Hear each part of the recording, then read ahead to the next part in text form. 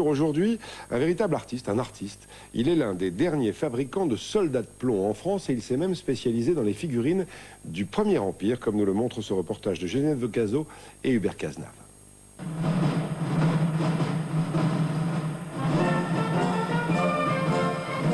L'air martial et la moustache retroussée, voici la grande armée de Claude Alexandre. Moi j'ai une formation d'orfèvre, donc je suis un emmerdeur, je suis un maniaque du détail. Je veux reproduire le personnage tel qu'il était en réalité.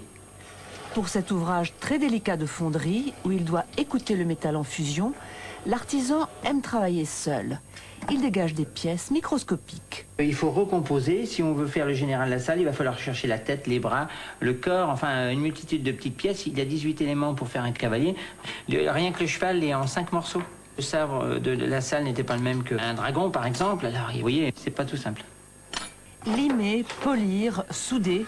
À l'assemblage se décide le mouvement du cheval, du personnage.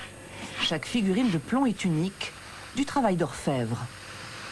Moi, je ne suis pas un passionné à la base de Napoléon, du Premier Empire. C'est le détail qui m'a inspiré et je fais ce métier-là avec une passion peut-être, mais on est tellement peu en France que c'est super.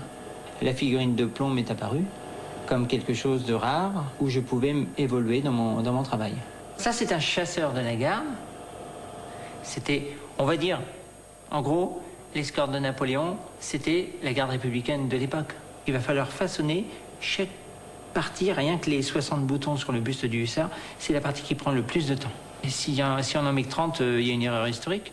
J'ai une variante de visage, d'expression de visage, mais c'est surtout la peinture, la décoration du visage qui va donner toute la dimension. On va mettre des yeux bleus, des yeux verts, on va pouvoir lui donner une vie.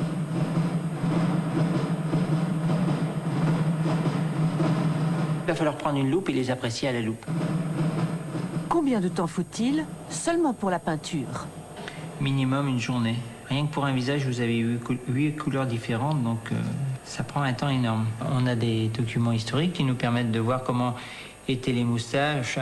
Les moustaches, c'est pas plus compliqué, mais il y avait des favoris aussi. Les hussards avaient des traits sur les côtés pour empêcher les coups de sabre. Le comble du réalisme, ces minuscules lanières de peau vont constituer le harnachement du cheval. En tout, 3 jours de travail. Je compte pas mon temps et je fais ça avec passion, sinon je ferais pas ça depuis 22 ans. La rareté a un prix entre 100 et 300 euros. Tous ces dragons, cuirassiers, hussards et autres grognards ne sont évidemment pas des jouets, mais des pièces dont les collectionneurs sont friands.